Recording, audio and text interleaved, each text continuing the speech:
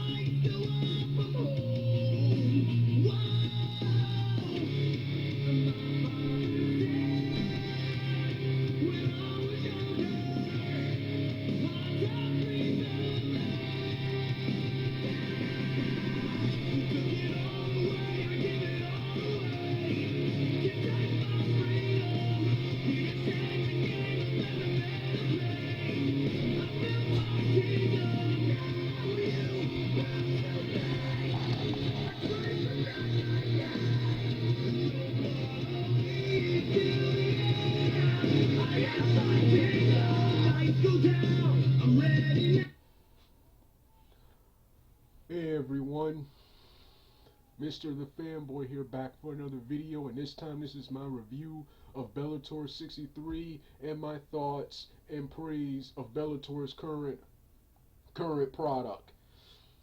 I didn't expect to do this review today. I could have sworn Bellator 163 was next Friday, but it turns out it was this Friday, and there's another fight. I think Michael Chandler's fight is next Friday. But with that being said, Bellator 163. This was an awesome show, and Bellator 163 is probably already, in my opinion, the best Bellator show of 2016. My opinion blows 162 out of the water, man. The show started off with heavyweights Java Alialo and Sergey. I can't pronounce his last name. Um, in the opening bout, this fight ended quickly. I mean, they started off coming out and Java. I think his name. I think that's his name. I think that's his name. Hold on. Yeah, JV quickly knocked out Sergey. It was that fast. I blinked and it was over that fast. We really didn't care much for the opener. This was, I guess, a good opener to get me started for the show, to get me started for what would be an unpredictable show. But like I said, I really don't like heavyweight fighters in MMA, with the exception of the Fedor Emelianenko and the Pride FC heavyweights. I really don't like heavyweights in MMA. They're usually sloppy brawlers and wrestler types. With that being said, I really didn't care who won. This was just to get me ready for what would be the rest of the show. The two fights that I tuned in to see were the double main event of Brennan Ward taking on Saeed Awad, and of course the main event with Liam McGarry defending his Bellator light heavyweight championship against Phil Davis. The next match of the night had what's the guy's name? The next match, oh yeah, had Naaman Gracie defeating Ruby Spears in round one with submission armbar. Pretty good fight. I really didn't care much for either fighter. My favorite moment was actually before this fight with Tito Ortiz and Chael Sonnen, appearing in suits inside the octagon, trash talking each other, telling each other they're gonna kick each other's butts at the next at Bellator 171 in January of 2017. The two of the biggest trash talkers and personalities in MMA locking it out for a grudge match in 2017. I can't wait, man. I can't wait. This was Chael Sonnen and Tito Ortiz, like I said, in suits inside the octagon, pro wrestling style, setting us up for Bellator 170. One this moment right here in the two main events were three of my favorite moments on this show. On the show, the next two fights were preliminary with Ed Routh, I think that's his name. Ed Routh defeating Dustin Collins Miles by TKO punches in round one. This was a pretty good fight. This Ed Routh ain't the best fighter ever, but ain't the best, but he's a pretty good fighter. He defeated Dustin. Nothing really stood out in this fight except for the beginning with Ed Roof executing an awesome double leg takedown slam onto Miles. Yeah, looking forward to seeing more of him. This was a preliminary fight. Hope to see him on the main card in the future. There was also another preliminary fight that aired that I don't remember because I was just ready for the main event. And then of course there was before that there was a funny moment with Phil Davis telling us to vote for him with office, with him talking about having not only rain car girls but rain car men holding up the rain cars, and they showed one of the there was a funny moment where showed the I keep forgetting his name, but he has a voice similar to Joe Rogan. Joe Rogan from MMA, from UFC, holding up a card and apparently doing it wrong. It was just a hilarious moment. I love Phil Davis. I love his sense of humor, his character, and his fighting style. I believe someone like him can bring in casual goers to Bellator. Bellator will probably never be as big as the UFC is, but I want them to become as popular as they are. I want their fighters to be where the UFC. I want their fighters Phil Davis, Muhammad Lawal, or King Mo, Bobby Lashley, Brennan Ward, the Patrici brothers, and of course, the Pitbull brothers, Michael Chandler, David Rickles, and of course, um,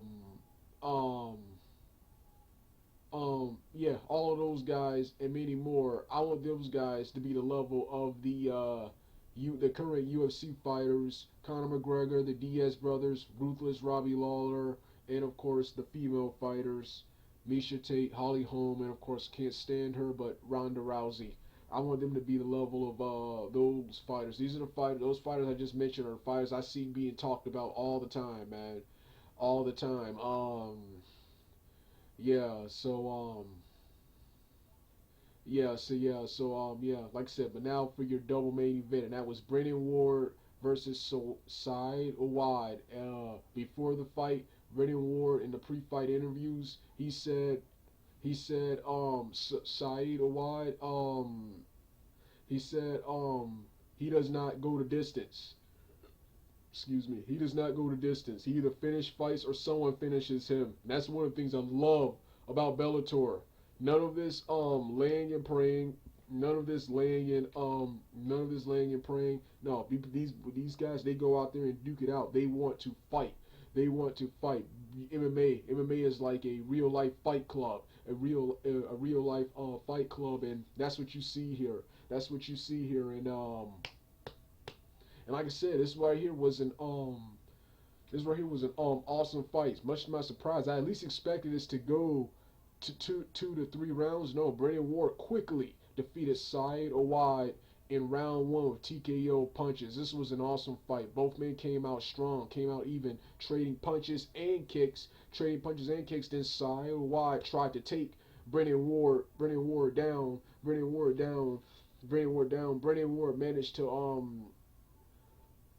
managed to escape, and then they continue fighting. They continue fighting, standing up, and then Brennan Ward took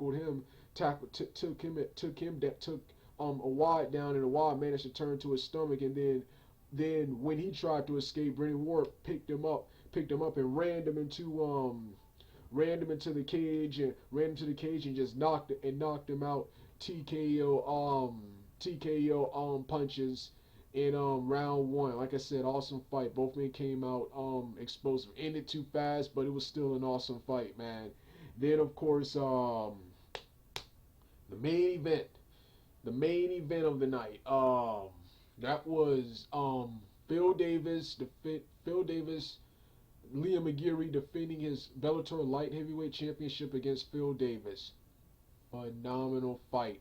This fight, unlike all the other fights, this fight went, unlike all the other fights that happened tonight, this fight right here went the distance. Went the distance. The entire 5 rounds. Nothing but non-stop action. This fight had everything. Awesome stand-up and ground game from both men. Both men just demonstrated awesome boxing and kickboxing skills, and Phil Davis demonstrated superior grappling to Liam McGeary, who of course Liam McGeary defeated Tito Ortiz at Bellator Dynamite last year. Phil Davis, as you know, controlled most of the fight, and he was the guy I predicted to win, and he was the guy I wanted him to win. Liam McGeary's awesome, but I love Liam McGeary's an awesome fighter, but Phil Davis is my man.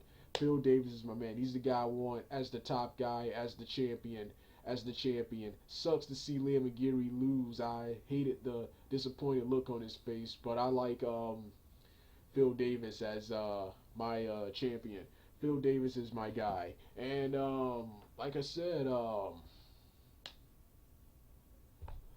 awesome fight, man. This was an awesome fight. Like I said, this event right here is probably the best Bellator event of 2016. The upcoming events look great, but I don't see them being better than this event right here, with the exception of the 2017 Tito Ortiz Chael Sonnen fight. I don't see those being better than this fight. Than this fight right here, and yeah. So I'm looking forward to Phil Davis's next fight. And like I said, Bellator. As I've said, Bellator in 2016, their product has been pretty good, but nowhere near as good as last year. I thought last year's Bellator was much better. Bellator last year was much better, but Bellator this year has been just awesome, man. Has been awesome, man. Then of course, you got the um so yeah, so yeah, Bellator has just been awesome, and like I said earlier, I want Bellator to be the level. I want Bellator to be as popular as the UFC. As I like Bellator, I love their product. You have the fights, you have the you have the normal super cards, the various super cards, lots of entertaining fights. This is the unlike in UFC, fighters here, no laying and praying, no laying and praying. These fighters come to duke it out and fight, come to duke it out. Like I said, it's like a real life fight club. These fighters come to duke it out, and the only thing I don't like about Bellator is their female division, in my opinion, is not as good as the UFC's. Man, that's the one thing UFC does better. Their female division is better. Don't even remember most of the females from Bellator. Um, then of course you have I love how Scott Croker, the president of Bellator, also has Bellator kickboxing, giving us more variety. And speaking of variety, then of course, from the old Pride FC days, the Bellator Dynamite shows, the tournaments and the kickboxing and MMA on one night, on one night. I remember the first one from last year, which was freaking awesome. They even had Linda Hart, the famous Pride FC announcer, announcing the events. Then of course, I didn't see this year's Bellator Dynamite. I didn't get to see this year's Bellator Dynamite event. But yeah, the Bellator Dynamite events, those are something to look forward to. And of course, and of course, so yeah, Bellator, awesome product. One of my all-time favorite mainstream MMA promotions. My favorite mainstream MMA promotions currently are Bellator,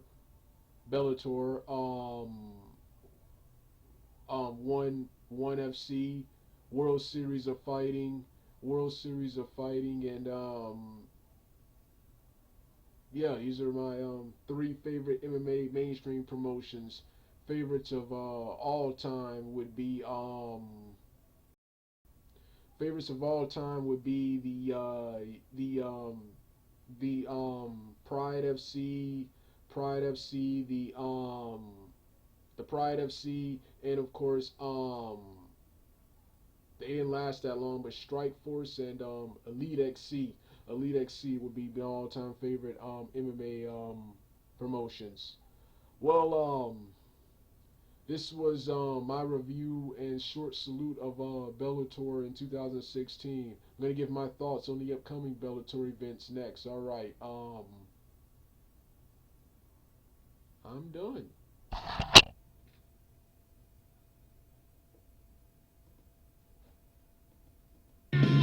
Tell this group up all the town, gonna give them what they came to see. Hear the crowd on the toe, ready for me to start the show. Out the curtain lights go on.